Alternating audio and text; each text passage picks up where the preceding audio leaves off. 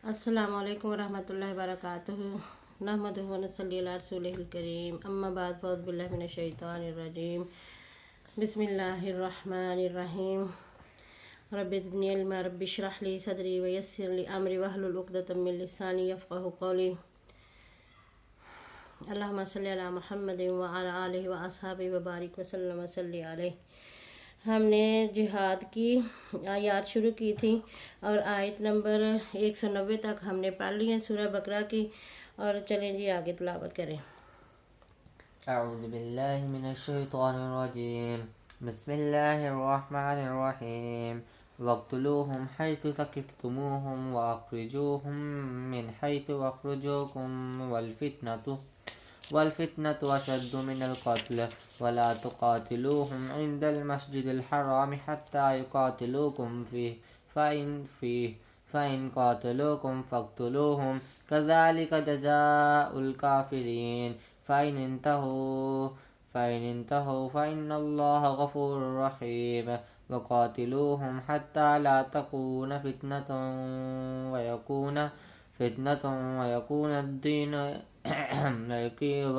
ويكون الدين لله فإن انتهوا فلا عدوان إلا على الظالمين صدق الله العظيم माशाअल्लाह सुबहान अल्लाह। वक़्तुलूहुम और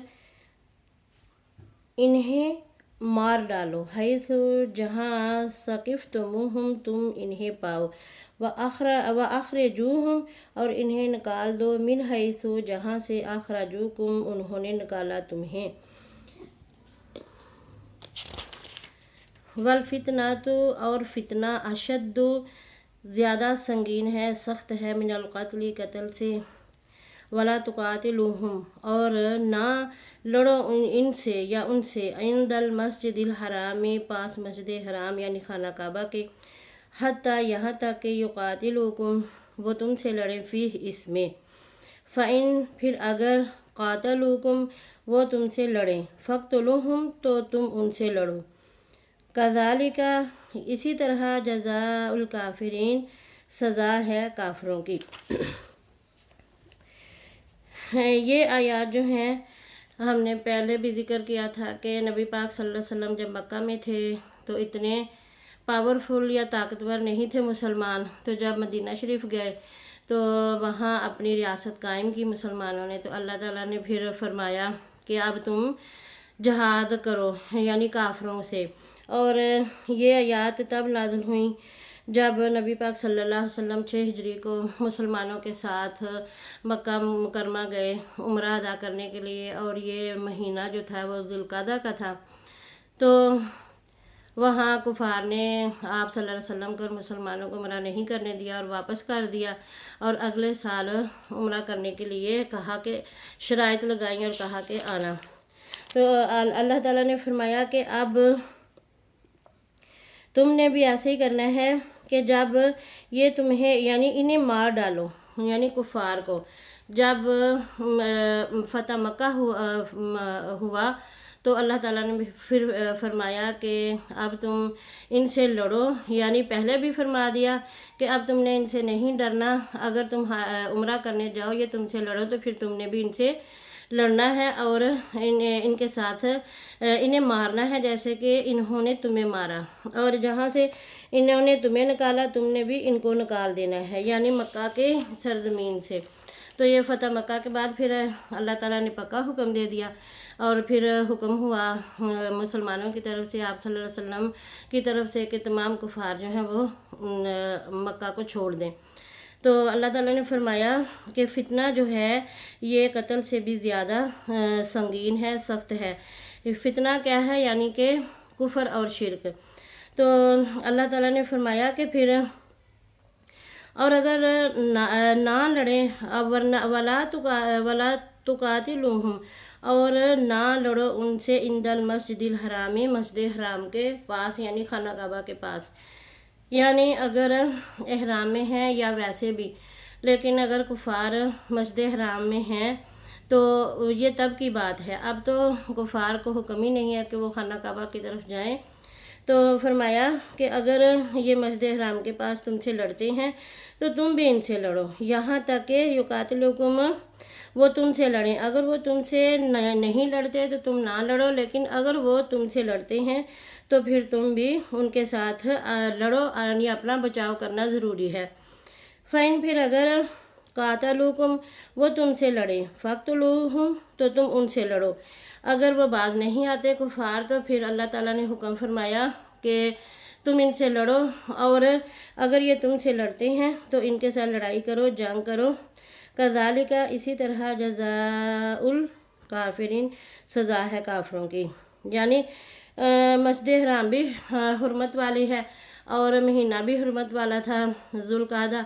تو اللہ تعالیٰ نے فرمایا کہ اگر مسجد حرام کے پاس یہ تم نے نہیں لڑنا، لیکن اگر یہ تم سے لڑتے ہیں یعنی کفار لڑائی کرتے ہیں تو پھر تم نے بھی ان سے جو ہے بدلہ لینا ہے اور ان کے ساتھ لڑائی کرنی ہے، اور جہاں کہیں یہ تمہیں ملے پھر ان سے لڑو اور ان کو مار ڈالو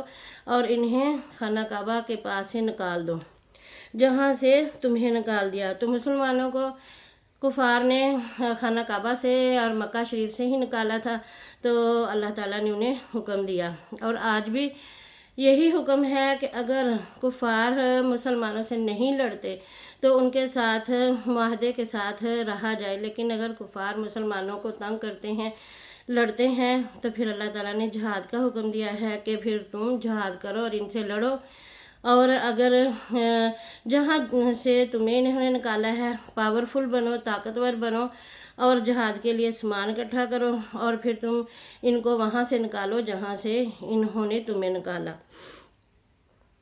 تو یہ بدلہ ہے، یعنی کہ یہ سزا ہے کافروں کی۔ فَإِنِ انْتَهُوا پھر اگر وہ باز آ جائیں، فَإِنَّ اللَّهَ تو بے شک اللہ تعالیٰ غفور الرحیم بخشنے والا رحم کرنے والا ہے۔ فرمایا کہ اگر کفار باز آ جائیں اور نہ لڑیں، سکون سے رہیں، تو پھر ضروری نہیں ہے کہ آپ ان سے لڑو، اور بے شک اللہ تعالیٰ جو ہے بخشنے والا رحم کرنے والا ہے۔ وَقَاتِلُوهُم اور تم ان سے لڑو، حتیٰ یہاں تک کہ لا تکون نہ رہے فتنۃ کوئی فتنہ، ویکون اور ہو جائے الدین و دین للہ اللہ کے لیے، خالص اللہ کے لیے۔ فَإِنِ انْتَهُوا پس اگر وہ باز آ جائیں، فلا تو نہیں عدوانہ زیادتی الا سوائے علی الظالمین ظالموں پر۔ اب اس آیت میں اللہ تعالیٰ نے پھر فرمایا ہے کہ تم ان سے لڑو، یعنی مسلمانوں کو اللہ نے حکم دیا ہے کہ کفار سے لڑو یہاں تک کہ نہ رہے فتنہ، کیونکہ جب مسلمان مکہ سے مدینہ ہجرت کر گئے تو کفار جو تھے انہوں نے پلاننگ بنائی، اور جس کا نتیجہ جنگ بدر ہوئی، پھر جنگ احد ہوئی، اسی طرح پھر جنگ خندق ہوئی۔ تو اللہ تعالیٰ نے حکم دیا کہ اب تم نے بھی ان سے لڑنا ہے اور اپنا بچاؤ بھی کرنا ہے، اور یہاں تک لڑنا ہے کہ فتنہ باقی نہ رہے، ختم ہو جائے، یعنی کہ کفر باقی نہ رہے اور شرک باقی نہ رہے اور اللہ کا دین خالص ہو جائے۔ اور بس اگر وہ باز آ جائیں تو پھر زیادتی نہیں کرنی کسی قسم کی، یعنی کفار اگر لڑنے سے باز آ جائیں، جنگ نہ کریں، تو پھر ان سے لڑنا نہیں ہے بلا وجہ اور زیادتی نہیں کرنی، لیکن جو ظالم ہیں ان کے ساتھ جو ہے انہیں معاف نہیں کرنا سوائے ظالموں کے۔ اللہ نے فرمایا عام کفار اگر مسلمانوں کے ساتھ مل کے رہتے ہیں، لڑائی جھگڑا نہیں کرتے، تو ان کے ساتھ مل کے رہو، لیکن اگر جو ظالم ہیں، جو شرارتیں کرتے ہیں، جو لڑتے ہیں یا جنگ کرتے ہیں یا نقصان پہنچاتے ہیں، تو پھر ان کے ساتھ ویسے ہی نپٹو جیسے کہ اللہ تعالیٰ نے فرمایا کہ جس طرح وہ کرتے ہیں پھر اس طرح تم بھی ان کے ساتھ کرو۔ تو یہ جو آیات ہیں ان کے متعلق بعض علماء نے کہا کہ انفاق جو ہے یعنی اللہ کی راہ میں خرچ کرنا اور جہاد کرنا یہ جو ہے اتنا نہیں ہے اب تو، یا جنگ کرنا۔ اور بعض لوگ اب بھی دیکھیں تو کہہ رہے ہیں کہ فلسطین میں دیکھیں مسلمانوں کا کیا حال ہو رہا ہے، لیکن بعض علماء بھی کہہ رہے ہیں کہ جی جہاد جو ہے وہ کوئی بولتا ہی نہیں ہے، اور کہتے ہیں کہ یہ صحیح نہیں ہے، کیونکہ ایک تو لوگ اپنے مفاد کے لیے نہیں اٹھ رہے، دوسرے یہ کہ سپر پاورز جو ہیں ان کا ڈر پڑا ہوا ہے، تیسرا یہ کہ کہتے ہیں کہ ہمارے علاقے میں ہم امن سے ہیں اور وہاں کے لوگ جو ہیں وہ خود نپٹیں۔ تو اللہ تعالیٰ نے مسلمانوں کو اجتماعی طور پر جہاد کا حکم دیا ہے کہ لڑو ان سے۔ یہ نہیں کہا کہ صرف اگر مکے میں لڑائی ہو رہی ہے تو مکے والے ہی جانے، مدینہ میں ہو رہی ہے تو مدینہ والے ہی جانے۔ یہاں جمع کا جملہ ہے کہ جہاں سے نکالا تمہیں۔ تو مسلمانوں کو اگر کفار زبردستی ان کی سرزمین سے نکالتے ہیں، جیسے آج کل جو فلسطین میں اسرائیل کر رہا ہے اور کشمیر میں انڈیا کر رہا ہے، تو اسی طرح دوسرے اور بھی ممالک جہاں جہاں سے مسلمانوں کو نکالا جا رہا ہے، تو اگر سارے مسلمان کوئی اچھا معاہدہ کریں تو مسلمان اپنے اپنے علاقوں میں صحیح طریقے سے رہ سکتے ہیں۔ لیکن کفار کا اگر کتا بھی مر جائے تو مسلمانوں کے ہاتھوں تو اتنا ڈرتے ہیں، اور یہاں دیکھیں کہ مسلمان شہید کیے جا رہے ہیں، ان کے گھر برباد کر دیے ہیں، ان کے ہاسپٹل تباہ کر دیے ہیں، تو یہاں تمام مسلمانوں کی زبان کو چپ لگی ہوئی ہے، کوئی بھی نہیں چاہتا، نہ ہی کوئی سامنے آتا ہے، نہ کوئی حکمران، لیکن عوام بیچارے جو ہیں وہ درد کے مارے ہیں۔ مسلمان کو تو اللہ تعالیٰ نے فرمایا کہ ایک جسم کی طرح ہے، نبی پاک صلی اللہ علیہ وسلم نے فرمایا کہ مسلمان کا بھائی ہے اور ایک جسم کی طرح ہے۔ اگر جسم کے کسی حصے کو درد ہوتی ہے تو تمام جسم جو ہے اس کو نیند نہیں آتی، سکون نہیں ملتا، اور مسلمان بھی ایسے ہیں۔ لیکن اب مسلمانوں کے جسم میں جگہ جگہ پہ کفار نے اتنی شدید قسم کی تکالیف پہنچائی ہوئی ہیں، لیکن تمام حکمران جو ہیں وہ سوئے ہوئے ہیں۔ نہ جانے ان کے دلوں میں کیا ڈر ہے کہ یا تو ان کی اپنی جائیدادوں کا ڈر ہے یا انہیں اپنے عہدوں کا ڈر ہے، لیکن اللہ کا ڈر جو ہے وہ ختم ہو رہا ہے، اور وہ اس دن سے ڈرنا چاہیے جس دن اللہ تعالیٰ نے پوچھنا ہے کہ امت محمدیہ کے مسلمانوں نے ایک دوسرے کا دفاع کیوں نہ کیا، اپنے مسلمانوں کا دفاع کیوں نہ کیا۔ تو یہ جہاد کی جو آیات ہیں، اگر مسلمان جہاد کے لیے نہیں اٹھیں گے تو پھر کیا ہوگا کہ جو مسلمانوں کے دشمن ہیں، کفار ہیں، وہ مضبوط ہو جائیں گے، دشمن قوی ہو جائیں گے اور مسلمانوں پر حاوی ہو جائیں گے۔ اور آج یہ وہی وقت ہے کہ کہنے کو تو 57 ممالک مسلمان ہیں، لیکن ہر کوئی جو ہے اپنے مفاد کی خاطر چپ ہے۔ تو کہیں وہ دن نہ آ جائے کہ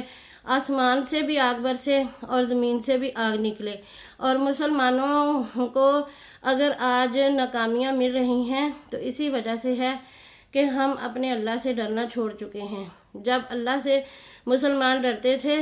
تو پھر آدھی دنیا سے بھی زیادہ مسلمانوں کی حکومت تھی، اور آج مسلمان جو ہے اللہ سے ڈرنے کی بجائے حکمرانوں سے ڈرتے ہیں، امریکہ سے ڈرتے ہیں اور کفار سے ڈرتے ہیں۔ تو آج دیکھ لیں ہمارا حال، اور اسی طرح اللہ تعالیٰ ہم پہ رحمت کرے، ہم پہ کرم کرے، فضل کرے۔ تو اگر اور کچھ نہیں تو فلسطین کے مسلمانوں کے لیے دعا کیا کریں کہ یا پروردگار فلسطین کے مسلمانوں کو جو ہے اپنی طرف سے، اپنی رحمت سے ان کی مدد کر، اور ان پر فرشتے جو ہے مدد کے لیے بھیج، کیونکہ ہم تو کمزور ہو گئے ہیں، مال و دولت تو بہت ہے لیکن دل کمزور ہیں، اسلحے بھی بہت ہیں لیکن دل کمزور ہیں۔ تو اور کچھ نہیں تو اپنے مسلمانوں کے لیے یہی دعا کیا کرے کہ یا پروردگار جہاں جہاں بھی مسلمان کفار کے ہاتھوں پس رہے ہیں ان کی مدد فرما، ان پہ رحم کر۔ اور میری تو دعا ہے کہ اللہ تعالیٰ ہمارے مسلمان جو ہیں ان کے سوئے ہوئے ضمیر کو جگا دے۔ اور اسی کے ساتھ پھر ملیں گے انشاءاللہ۔ صدق اللہ العظیم، صدق رسولہ الکریم۔ سبحانک اللہم نشہد لا الہ الا انت استغفرک و اتوب الیک۔